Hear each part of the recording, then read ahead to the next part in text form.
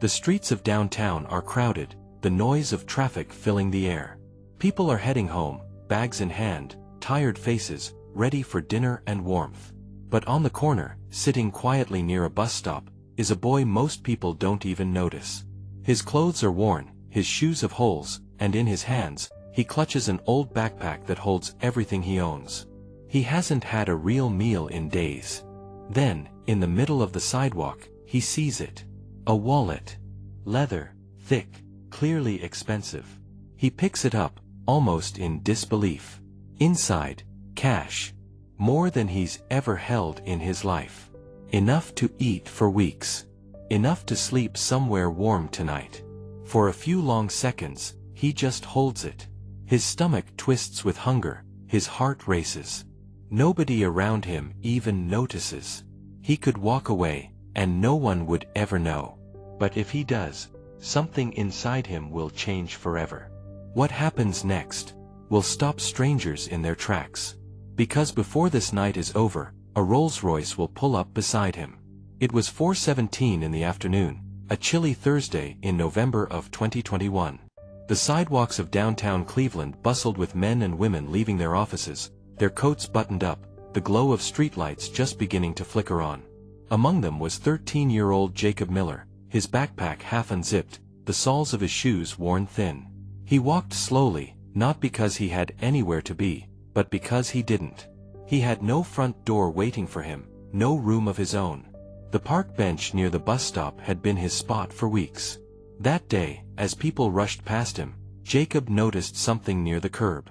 At first, he thought it was just another piece of litter blown by the wind, but when he bent down, his fingers wrapped around a black leather wallet.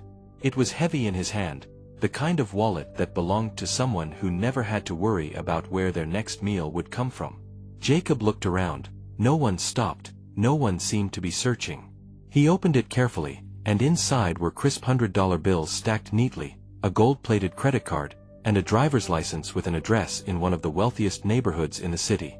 For a boy who hadn't eaten a full meal in 2 days, that wallet could have meant warmth, food, and comfort. He clutched it tightly, his heartbeat quickening, because in that moment he knew the choice ahead of him would shape far more than just this single night. Jacob stood at the corner of East 9th Street, the cold wind tugging at the sleeves of his thin hoodie. In his pocket, the wallet felt heavier than any backpack he had ever carried, and with every step he took, it was as if the weight pressed harder against his chest. He walked past a fast food restaurant, the smell of fries spilling out into the street, his empty stomach twisting in protest. Just a few steps away, he could have pushed open that glass door, laid a single bill on the counter, and eaten until the hunger stopped hurting. He slowed down, his fingers brushing the edges of the crisp bills inside.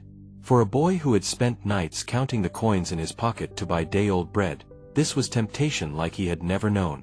But then his eyes landed on the driver's license again, the smiling face of a man who probably never thought twice about where his next meal would come from. Jacob's mother's voice echoed faintly in his head. Do the right thing, even if no one's watching. He hadn't heard her voice in months, yet in that moment it was as if she were standing beside him. The city buzzed around him, horns, footsteps, laughter from people walking out of a cafe. No one knew the decision this 13-year-old was about to make. His fingers gripped the wallet tighter, his eyes fixed on the address printed inside. He swallowed hard, turned toward the direction of the number on the street sign, and took the first step that would change everything. It was just after 6:30 in the evening when Jacob reached the quiet neighborhood printed on the ID card. The streets were lined with tall oak trees, their branches bare against the winter sky, and the houses looked nothing like the cracked brick buildings he passed every day downtown. These lawns were trimmed, the porches swept clean, lights glowing warmly through drawn curtains. Jacob slowed his pace, feeling suddenly out of place, his shoes scuffing against the smooth sidewalk. He stopped in front of the house number that matched the one inside the wallet. It was a 2-story brick home with a small flag fluttering near the porch. He stood frozen at the end of the driveway, clutching the wallet in both hands. His heart raced. He thought about walking up to the door, knocking, and handing it over. But what if they didn't believe him? What if they thought he had taken money before deciding to return it? fear mixed with doubt until it became almost unbearable. Jacob looked back down the street, considering turning around and disappearing into the night. Then a porch light flicked on, and the sound of a door opening startled him. A man stepped out, middle-aged, wearing a thick coat, checking his mailbox before heading back inside. Jacob's breath caught in his throat. This was it. He shuffled forward slowly, each step heavy with uncertainty. When he finally reached the steps, he stood there silently for a moment, gripping the wallet so tightly his knuckles turned white. He lifted his hand and knocked once. Then again, louder. Footsteps approached from inside. The door opened, and a voice called out. Jacob held out the wallet with both hands, his voice barely more than a whisper. "I think this belongs to you." The door opened wider, and standing there was a man in his early 50s, tall with sharp features softened by a look of surprise. His eyes immediately fell to the wallet in Jacob's outstretched hands. For a moment, neither spoke. The only sound was the faint hum of traffic somewhere down the road. The man finally took the wallet slowly, flipping it open, scanning the cards inside, then looking back at the boy in front of him. His voice was steady but carried a hint of disbelief. "Where did you find this?" Jacob hesitated, his lips dry. He explained that he had come across it near the gas station downtown, how he had thought about keeping it but couldn't.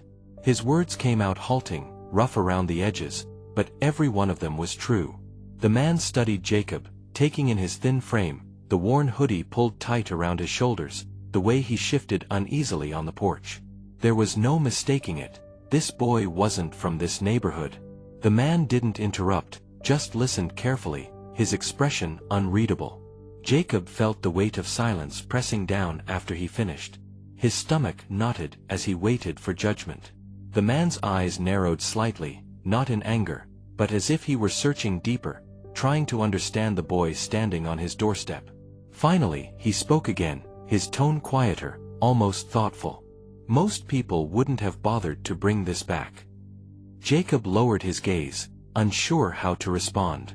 The air between them grew tense, filled with unspoken questions. The man glanced down at the wallet once more, then back at Jacob. He took a breath and, instead of closing the door, he stepped aside, leaving just enough space for the possibility of something unexpected.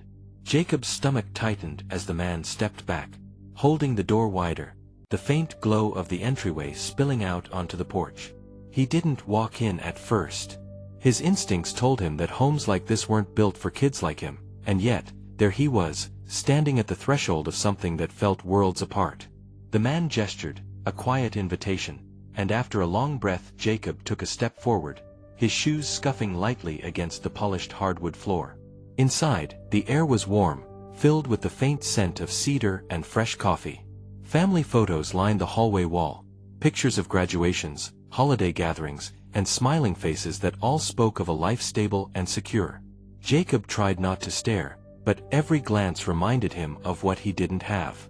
The man led him toward the dining room, where a modest dinner had been set on the table. Nothing extravagant, but it was real food, fresh and steaming. Jacob's throat tightened as his eyes lingered on the plates. The man motioned for him to sit, but Jacob hesitated, standing stiffly near the chair, unsure if he even belonged there. The man finally broke the silence.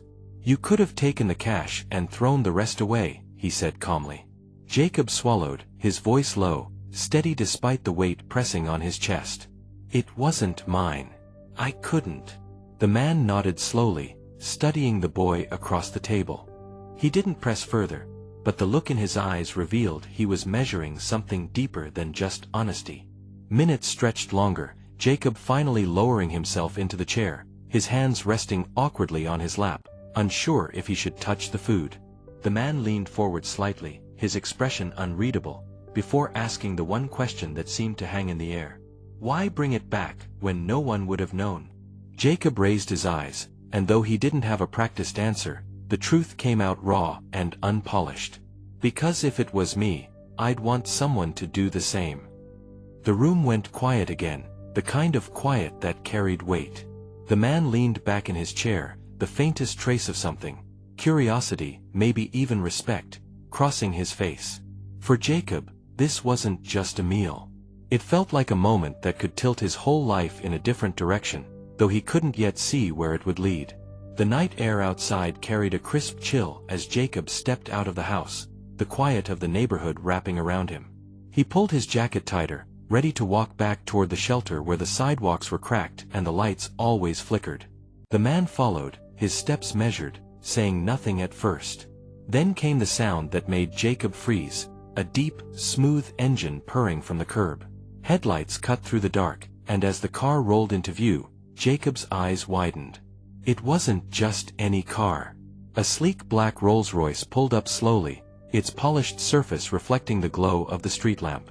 The car stopped in front of them, the door clicking open with quiet precision. Jacob had seen cars like that only in magazines left behind in waiting rooms, never in real life, and certainly never this close. He stood motionless, unsure if this was some kind of mistake. The man placed a hand lightly on Jacob's shoulder, steady but firm, guiding his attention toward the open door. "Get in," he said simply. Jacob blinked, his chest tightening, words stuck in his throat. "Why?" The man didn't answer right away. Instead, he watched the boy with the same steady eyes as at the dinner table, as though weighing not what Jacob had done, but who he was. The silence stretched before the man finally spoke, his voice even but carrying something Jacob couldn't quite name. "Because people who choose honesty, even when no one is watching, deserve a ride to a different life." Jacob's breath hitched, his shoes rooted to the ground, his mind racing to make sense of what was happening. The hum of the car engine lingered in the background like a quiet promise.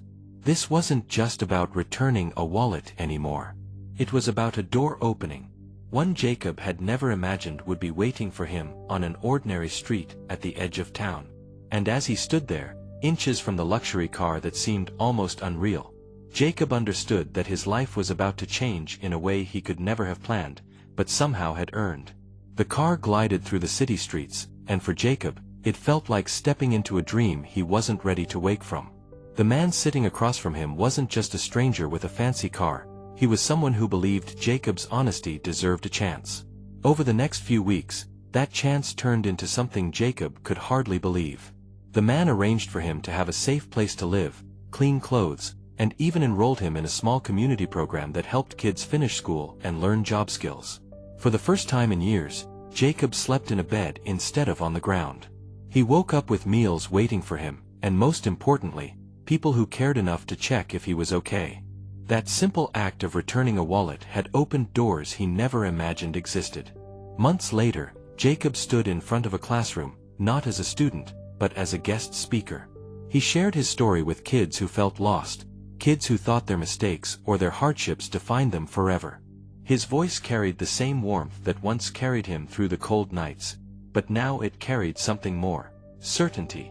He knew that kindness, honesty, and holding on just a little longer could truly change a life. The boy who once wandered the streets with nothing now had a future. A future filled with promise, not pain. And as he looked back on that winter morning when he chose to return the wallet instead of keeping it, Jacob realized something profound. The smallest good deed doesn't just change the moment, it can change everything.